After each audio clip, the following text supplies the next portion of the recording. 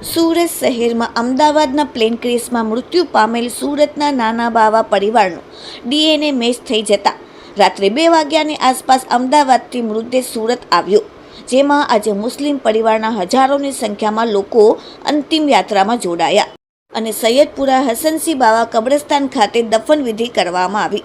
પરિવાર બકરા ઈદનો તહેવાર મનાવવા માટે સુરત ખાતે આવેલ હતા અને ત્યારબાદ અમદાવાદથી લંડન જઈ રહ્યા હતા, ત્યારે આ ગોઝારી દુર્ઘટના બની અને આખું પરિવાર આ દુર્ઘટનામાં મૃત્યુ પામેલ।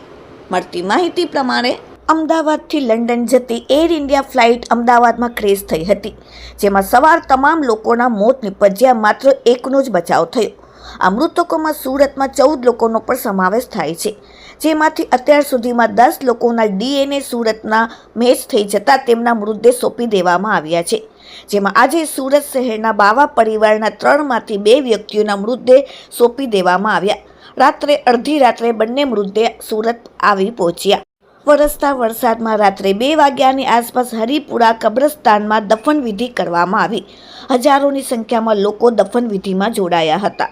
દફનવિધિની અંતિમ ક્રિયામાં અકીલ નાના બાવા ઉંમર 35 રામપુરા સુરત બ્રિટનના અને હાના નાના બાવા તેમની પત્ની ઉંમર 30 રામપુરા સુરત બ્રિટનના જનાજા નીકળ્યા। અડધી રાત્રે વરસતા વરસાદમાં પણ પુષ્કળ પ્રમાણમાં મુસ્લિમ સમાજના લોકો, સમાજના અગ્રણીઓ અને પરિવારવાળા આ દફનવિધિમાં જોડાયા। Bureau report, daily India TV, Surat. अस्सलामु अलैकुम।